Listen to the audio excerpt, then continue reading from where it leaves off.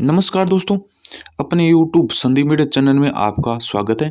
आज बात करते हैं मनोविज्ञान के एमसीक्यू क्वेश्चनों के बारे में। यानी इसका टॉपिक है बाल विकास के एमसीक्यू क्वेश्चन, जो कि पिछली कक्षाओं में भी आपको करवाए थे और आज भी इस कक्षा के माध्यम से आपको क्वेश्चन बता रहा हूँ। वे क्वेश्चन है जो पिछले एग्जामों में रिपीट हुए थे, यानी आए थे, और आगामी भर्ती में यानी परीक्षा में भी ऐसे क्वेश्चन देखे जा सकते हैं। चलो बात करते हैं। शुरुआत, निम्न में से कौन सी ग्रंथि व्यक्तित्व विकास को प्रभावित नहीं करती है। ऐसे क्वेश्चन हमें आराम से पढ़ने चाहिए, जिससे कि ये प्रश्न समझ में आ जाए कि क्या पूछा गया है। इसमें पूछा गया है कि निम्न में से कौन सी ग्रंथि व्यक्तित्व विकास को प्रभावित नहीं करती है। और सबसे पहले ये बता देता हूँ कि क्वेश्चन को पूरा पढ़ते हैं तब इसमें नई शब्द ऐसा होता है, हम देख कर भी अनदेखा कर देते हैं, जिसे हम छोड़ देते हैं, लेकिन ये नई शब्द बहुत मायने रखता है, जिससे कि क्वेश्चन का अर्थ ही बदल जाता है। यानी सबसे पहले देखना चाहिए इसमें पूछा क्या गया है, और नई खास करके देखना चाहिए, जिससे कि क्वेश्चन समझ सके। यानी इसमें प्रभावित नहीं करती ये पूछा गया है। इसमें कौन सी है? पिट्यूटरी ग्रंथि है, एड्रिनल ग्रंथि है, थायराइड ग्रंथि है, पीनियल ग्रंथि है। इसका सही उत्तर रहेगा पीनियल ग्रंथि। ये तीनों ग्रंथियां पिट्यूटरी, एड्रिनल और थायराइड ग्रंथि, ये तीनों हैं जो व्यक्तित्व विकास को प्रभावित करती है। और पीनियल ग्रंथि ऐसी है जो हमारे व्यक्तित्व विकास को प्रभावित नहीं करती है। पिट्यूटरी ग्रंथि को मास्टर ग्रंथि भी कहा जाता है। ठीक है, फिर अगला क्वेश्चन, शारीरिक विकास में खेलों व शिक्षा व खेलों में सबसे प्रभावी जनसंपर्क है।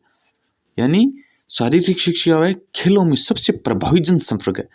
इसका उत्तर देखते हैं। ऑप्शन: अभिभावक अध्यापक सभा, गतिविधि प्रदर्शन, खेल प्रतियोगिता और दूरदर्शन प्रतियोगिता।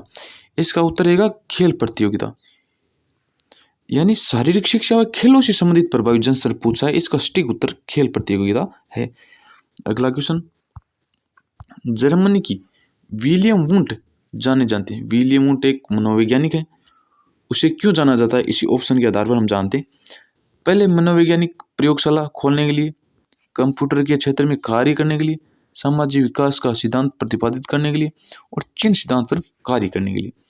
यानी विलियम वुंट है जो पहले मनोवैज्ञानिक हैं जो कि प्रयोगशाला खोली गई, जर्मनी में खोली गई थी।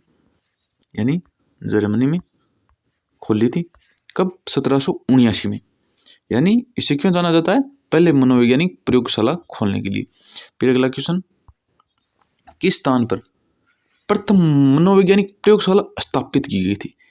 वैसे तो जर्मनी में है, लेकिन इसका स्टिक पूछा, यानी है कहाँ, स्थान का नाम पूछा है। इसका उत्तर क्या है? बर्लिन रहेगा, लिप्सिंग रहेगा, या स्टैनफोर्ड रहेगा, यूएन रहेगा। इसका उत्तर लिप्जिंग जर्मनी है, जहाँ पर विलियम वुंट ने सबसे पहले मनोवैज्ञानिक प्रयोगशाला स्थापित की थी। वो पिछला क्वेश्चन भी हम पढ़े थे, उनमें पूछा गया था। फिर अगला क्वेश्चन, मनोविज्ञान में सर्वाधिक उद्देश्यात्मक विधि किसे माना जाता है? मनोविज्ञान में सर्वाधिक उद्देश्यात्मक विधि किसे माना जाता है, यानी जिसे हम उद्देश्यात्मक विधि कहते हैं, जिससे हमारे उद्देश्य की पूर्ति हो सके। प्रयोगात्मक, व्यक्ति अध्ययन, अवलोकन या आत्मनिरीक्षण, इनमें से कौन सी है जो उद्देश्यात्मक विधि के नाम से जाना जाता है, यानी माना जाता है? इसका उत्तर रहेगा प्रयोगात्मक। प्रयोग द्वारा हमारे उद्देश्य कंप्लीट हो जाते हैं, प्रयोग से हमें आसानी से समझ में आ जाता है। यानी जैसे जैसे प्रैक्टिकल करोगे, व्यक्ति जैसे जैसे अच्छा सीख पाएगा, इसलिए इसे प्रयोगात्मक उद्देश्य विधि माना जाता है। फिर अगला क्वेश्चन रहेगा, प्रगतिशील शिक्षा में बच्चों को किस प्रकार से देखा जाता है? यानी प्रगतिशील शिक्षा हमें प्राप्त होती है, उनमें बच्चों को कैसा देखा जाता है? खाली स्लेटों के रूप में, छोटे वयस्कों के रूप में, निष्क्रिय अनुकारकों के रूप में, या सक्रिय अन्वेषकों के रूप में? खाली प्लेटों के रूप में नहीं देखा जाता है, क्योंकि खाली प्लेटों के देखें तो ये प्रगतिशील शिक्षा नहीं होती। छोटे वयस्कों के रूप में नहीं देखा जाता, निष्क्रिय अनुकारकों के रूप में नहीं जाता। यदि निष्क्रिय तो फिर ये प्रगतिशील शिक्षा कैसी हुई? इसलिए इसे सक्रिय अन्वेषकों के रूप में देखा जाता है। यानी इसका सही उत्तर है सक्रिय अन्वेषकों के रूप में। अगला क्वेश्चन, जो बच्चे में से मौखिक संवाद करते हैं, लाइवोवित्स्की के अनुसार क्या कहलाता है, यानी क्या कहते हैं? जो बच्चे मौखिक संवाद करते हैं, यानी वार्ता करते हैं, उन्हें हम क्या कहते हैं? यानी बातों से हम, जैसे हम कुछ बातें करते हैं, दो दोस्त होते हैं या कुछ और होते हैं, आपस में बातें करते हैं, या उसे क्या कहा जाता है? लाइवोवित्स्की एक वैज्ञानिक है, उनके अनुसार समस्यात्मक वार्ता, अहम केंद्रित वार्ता, व्यक्तिगत वार्ता या भ्रांत वार्ता? इसका उत्तर रहेगा अहम केंद्रित वार्ता, व्यक्तिगत वार्ता या भ्रांत वार्ता।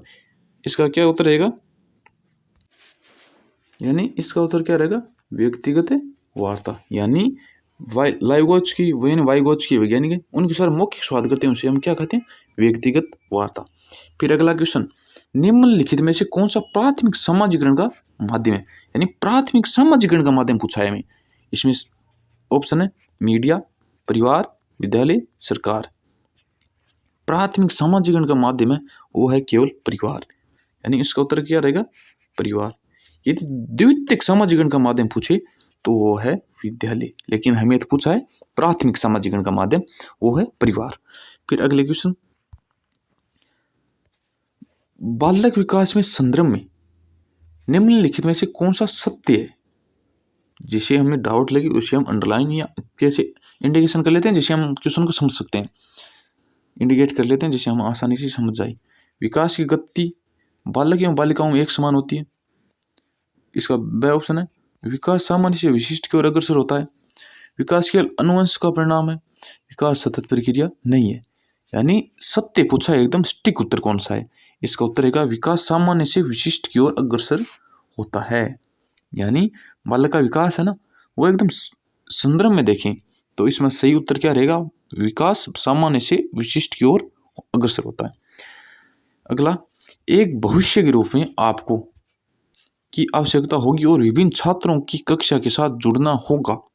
यानी एक भविष्य के रूप में आप देखें जिससे कि आवश्यकता होगी और विभिन्न छात्रों की कक्षा के साथ जुड़ना होगा, उसे हम क्या कहेंगे? डील कहेंगे, या जुड़ना कहेंगे, या समझ कहेंगे, या सहयोग कहेंगे? इसका उत्तर रहेगा समझ। एक भविष्य के रूप में आपको समझ की आवश्यकता होगी और विभिन्न छात्रों कक्षा के साथ जुड़ना होगा। यदि आप में समझ होगी तो आप बच्चों से आराम से समझ सकेंगे और बच्चे भी आपको पढ़ाए हुए को आराम से समझ सकेंगे। अगला क्वेश्चन, निर्देशात्मक विकास शब्द सूचित किया जाता है। निर्देशात्मक यानी निर्देशात्मक विकास सूचित करता है, क्या करता है? डर करता है, सीमा करता है, विशिष्ट गुण करता है, या दिशा करता है? इनमें से कौन सा है? इसका उत्तर रहेगा विशिष्ट गुण। निर्देशित विकास शब्द सूचित में विशिष्ट गुण करता है।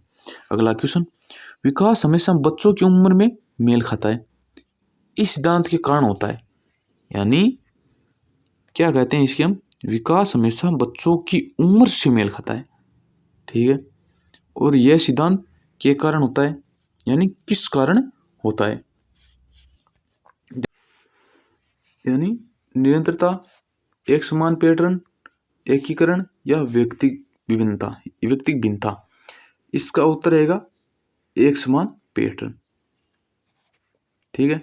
यानी विकास हमेशा बच्चों की उम्र से मेल खाता है। यानी जैसे सबसे पहले बच्चा रोता है उम्र के अनुसार, यानी जब बच्चा जन्म लेता है तब रोता है, उसके बाद में क्या क्या करता है वो प्रोसेस, यानी उसके अनुसार होती है, जैसे उम्र ढलती है उनके अनुसार, जैसे जैसे बड़ा होता है उनके अनुसार वो कार्य करता है। वो मेल परिपक्व होता है और उम्र के अनुसार होता है, इसलिए एक समान पैटर्न के रूप में होता है।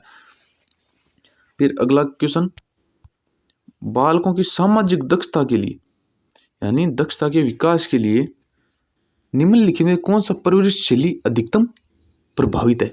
अधिकतम प्रभावित है अधिनायकवादी, लापरवाही, प्राधिकारीवादी, पराधिकारिक कृपालु। यानी बालकों की सामाजिक दक्षता के विकास के लिए निम्नलिखित में से कौन सी परवरिश शैली अधिकतम प्रभावित है? इसका उत्तर रहेगा प्राधिकारिक, यानी इसका उत्तर प्राधिकारिक रहेगा। फिर अगला, निम्नलिखित में से कौन सा बाल्यकाल का अन्य नाम नहीं है? इसमें पूछा है अन्य नाम नहीं है। 3 नाम ऐसे हैं जो बाल्यकाल के हैं और एक नाम ऐसा है जो बाल्यकाल का नहीं है। इनमें से कौन से हैं? चलो छांटते हैं। प्रारंभिक विद्यालय आयु, स्फूर्ति अवस्था, गिरोह से पहले की अवस्था, गिरोह आयु या दल आयु। इसमें देखिए 2 ऑप्शन ऐसे हैं, गिरोह से पहले आयु और गिरोह आयु या दल आयु। यानी ऑप्शन 2 हैं। यदि जैसे देखिए ऑप्शन के आधार पर हम छांटे तो इनमें से और द में से होगा, यानी गिरोह से पहले की आयु और गिरोह आयु, यानी या तो गिरोह आयु या इससे पहले की आयु होगी। इससे क्या होगा? इसका उत्तर रहेगा यानी बाल्यकाल का नाम नहीं है, गिर से पहले की आयु। सही उत्तर, गिर से पहले की आयु। फिर अगला क्वेश्चन, उत्तर बाल्यावस्था का काल क्या है? सॉरी, ये काल है, कल नहीं है। काल यानी समय क्या है? इसका उत्तर 2 से 6 वर्ष, 6 से 12 वर्ष, 4 से 7 वर्ष या 11 से 15 वर्ष। इसका उत्तर रहेगा 6 से 12 वर्ष, यानी उत्तर बाल्यावस्था का काल 6 से 12 वर्ष है। सामाजिक सांस्कृतिक प्रतिपादन सिद्धांत, सामाजिक सांस्कृतिक प्रतिपादन सिद्धांत देखते हैं। प्रतिपादन सिद्धांत पियाजे ने दिया था, जॉन लॉक ने दिया था, या स्किनर ने दिया था, या वाइगोत्स्की ने दिया था। यानी सामाजिक सांस्कृतिक सिद्धांत प्रतिपादन किसने किया था, यानी किसके द्वारा यह मॉडल प्रस्तुत किया गया था? सामाजिक सांस्कृतिक सिद्धांत वाइगोत्स्की के द्वारा दिया गया था। पियाजे के द्वारा अलग दिया गया, जॉन लॉक के द्वारा अलग दिया गया, स्किनर के अलावा अलग दिया गया। इसका सही उत्तर है वाइगोत्स्की।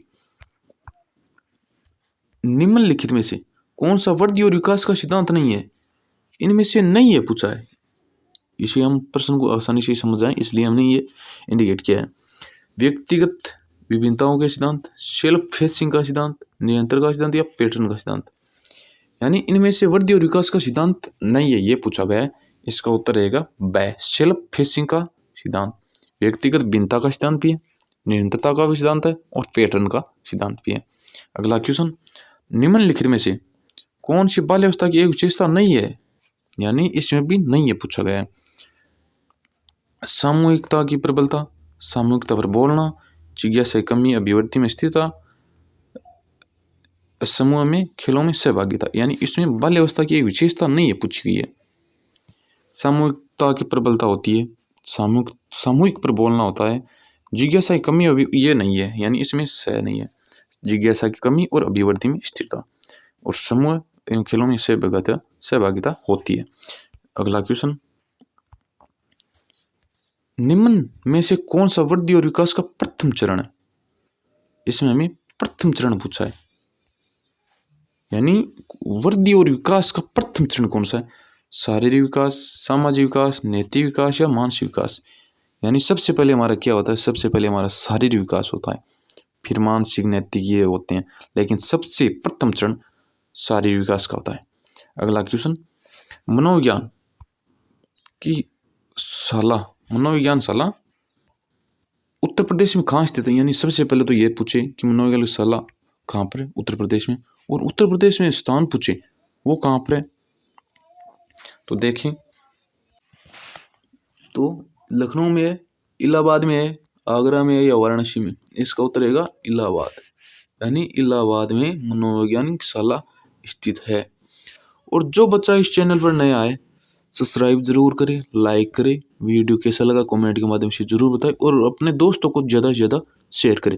मैं एक क्वेश्चन बता रहा हूँ, वो रीट में पात्रता में, रीट मेंस में भी, सेकंड ग्रेड, फर्स्ट ग्रेड और पीटीआई में आए हुए क्वेश्चन है। यूपी टेट है, सी टेट है, ये ऐसे क्वेश्चन है जो कि पिछली परीक्षाओं में आए हुए हैं। इसलिए आपको ज़्यादा से ज़्यादा ये वीडियो शेयर करें, जिससे कि